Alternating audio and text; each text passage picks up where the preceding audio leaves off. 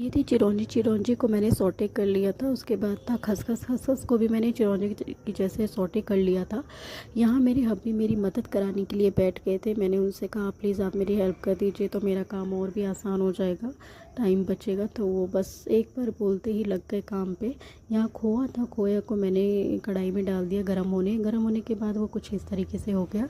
उसके बाद मैं बैठ गई थाली लेके सारे इंग्रेडिएंट्स को रेडी करने के लिए। तो यहाँ पे मैंने थाली में गोले को डाल दिया है।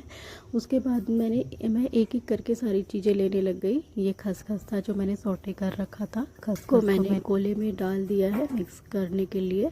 तो मैं सारे इंग्रेडिएंट्स लेके बैठी थी अपने आसपास। और ये था चिरौंजी जो मैंने सौटे कर रखा था, ये भी मैंने डाल दिया।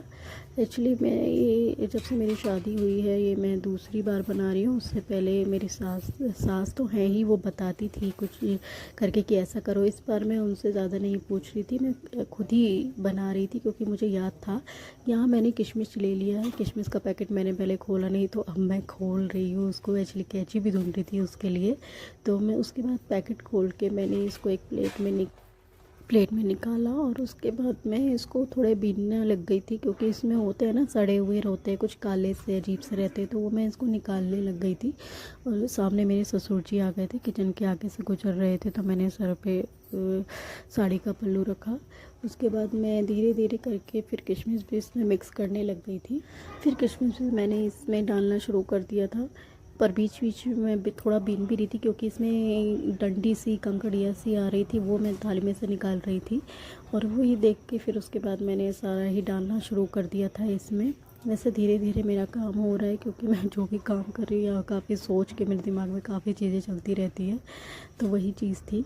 अब देखिए मैंने ये कितनी बारी मैंने ये किशमिश को ऐसे डालना शुरू कर दिया था। तो अभी ख़त्म हो गया है। खोआ कढ़ाई में गरम कर रखा था, अब वो डालने की बारी आ चुकी थी। तो मैं वही कपड़े से, क्योंकि कढ़ाई गरम थी तो मैं उठा के डाल रही थी। उसमें गरम में तो पिघला रहता है। अब मैंने जब इसमें वो खोआ डाला ना तो बहुत ज़्यादा गर्म था, तो मेरे को मिक्स करने में मतलब हाथ चल रहा था मेरा। तो मैं वही मिक्स कर रही थी, धीरे धीरे मिक्स कर रही थी। यहाँ सामने मेरे हब्बी बैठे हुए थे तो मैं उनकी मदद ले रही थी। जैसे सामान आसपास रखा हुआ था तो सामान लेने में मेरे को ईजी हो रहा था। मेरे हब्बी मेरी मदद कर रहे थे वहाँ बैठ के। एक्चुअली मैं जो कुछ भी कर रही थी तो वो देख रहे थे कि इसको कुछ ज़रूरत होती है तो मैं सामने हूँ तो मैं जल्दी करवाऊँगा। तो वही चीज़ इसीलिए वो मेरे साथ ही में, तो मतलब मैं जितना कुछ ये रेडी कर रही थी सब में वो मेरे साथ ही थे, मेरे साथ ही खड़े थे। मैं बैठ के कर रही हूँ तो बैठ के सामने बैठे हुए हैं। अब उन्होंने पूरा उठाया तो मैं उनसे मांगूंगी, देखना तो वो काट के देंगे अभी। तो देखो यहाँ पे मुझे सॉल्ट दे रहे हैं, सॉल्ट मिक्स करने के लिए, क्योंकि अभी वो मैंने मिक्स कर लिया ना। तो उसके बाद अब इसमें सॉल्ट से क्या है ना, थोड़ा फ्लेवर होता है जो वो अच्छा आता है, तो खाने में भी बहुत अच्छा लगता है। तो मैं दोबारा बोल रही थी कि थोड़ा और दो, तो ये मेरे हाथ में दे रहे थे, वो मैं मिक्स कर रही थी। तो अभी मैं फिर दोबारा उसको क्या कर रही थी, पूरा मिक्स करने लग गई थी अच्छे से, ताकि भाई मैं गुजिया बना रही हूँ तो काफ़ी अच्छा बने, लोगों को खाने में भी अच्छा लगे। मैं बना रही हूँ लेकिन अंदर में डर है कि कैसा बनेगा कैसा नहीं बनेगा। तो वही मैं सारा मिक्स कर रही हूँ। दिमाग में तो ये चल रहा है कैसा बनेगा कैसा नहीं बनेगा, मेरी शक्ल पे भी दिख रहा होगा कि मैं कैसे मुँह बना बना के बना रही हूँ। बट मैं बना रही हूँ, कोशिश है कि अच्छा ही बने। यहाँ पे मेरे अभी बूरा दे रहे हैं मुझे, मतलब डालने के लिए उसमें खोल कैसे डालने लग रहे थे।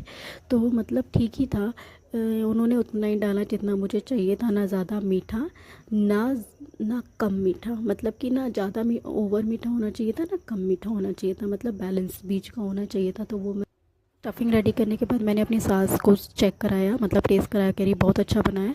यहाँ पे मैंने मैदा ले लिया, मैदे में घी डाल के उसको मिक्स करने लग गई थी। फिर गर्म पानी से गूँथने लग गई थी बढ़िया से, ताकि ये अच्छे से गूँथ जाए। और उसके बाद मैंने इसको अच्छे से गूँथा और रेडी कर लिया था मैदे को। और अब मैं आगे तैयार कर रही थी, मतलब मेरा मैदा भी रेडी हो गया था। मैंने आटा मतलब मैदा गूँथ के रेडी कर लिया था। यहाँ देखिए सामने मेरे हस्बैंड फिर आ गए देखने के लिए कि ठीक से कर लिया कि नहीं कर लिया। एक्चुअली उनको हर चीज़ में मेरे लिए टेंशन रहता है। तो अब देखिए यहाँ पर मैं कुछ ढूंढ रही हूँ। अब वो मैं क्या ढूंढ रही हूँ, हाँ ये मैं मैदा ढूंढ रही हूँ, ताकि पानी में घोल बना लेते हैं ना, थोड़ा सा मैदा लेके पानी में घोल बना लो। और ताकि जब हम गुजिया बनाएंगे मशीन में तो ऊपर से लेयरिंग पे लगाने के लिए, ताकि अच्छे से चिपक जाए जब हम बंद करते हैं ना मशीन को, कि चिपक जाए ऐसा। यहाँ पे मैंने अपने हस्बैंड से गीला कपड़ा मांगा था ताकि ये मैदा सॉफ्ट रहे, सूखे ना हवा लग के। तो वही चीज़ थी। उन्होंने पे अगर मैं कोई भी काम अकेले कर रही होती हूँ ना तो मेरे हस्बैंड ज़रूर होते हैं मेरी हेल्प कराने के लिए, और ये सबसे अच्छी बात होती है मेरे लिए। मैं टेंशन फ्री होकर फिर काम करती हूँ अपना अच्छे से। बहुत ही हेल्पफुल है मेरे हस्बैंड। यहाँ देखिए मेरा बेटा आया है, यहाँ से स्टफिंग उसको अच्छी लग रही थी, मम्मा और देना मुझे स्टफिंग, तो वही मैं उसको दे रही थी कटोरे में कि लो जाओ और अपना बैठ के खाओ। यहाँ फिर लोई बना रही थी, मैं सोच रही थी कि मैं पहले ये बना लेती हूँ, उसके बाद मेरे लिए बेलना बहुत जल्दी इजी रहेगा, मैं जल्दी जल्दी बेलती जाऊँगी और मेरे हब्बी बैठ के वो गुजिया बनाते जाएंगे, मतलब मशीन से वो जल्दी जल्दी भरते जाएंगे। तो देखिए यहाँ पर मैं बेलना शुरू कर रही थी लोई बनाने के बाद, और सामने मेरे पतिदेव बैठे हुए हैं मेरी मदद कराने के लिए। वो हर कदम पे मेरे साथ है, कभी मुझे अकेला छोड़ते ही नहीं है, तो ये सबसे अच्छी बात है। ठीक है, अभी देखिए यहाँ पे मैंने बेल लिया है और बेल के जल्दी जल्दी मैं रखती जा रही हूँ। उसके बाद मेरे हस्बैंड है, देखिए ये वो गुजिया बनाते जा रहे हैं। तो यहाँ पे क्या काम जो अकेला इंसान काम करता है ना उसके लिए भारी होता है, बट एक जो मददगार मिल जाता है ना फिर उसके लिए वो काम भी बहुत ईजी हो जाता है।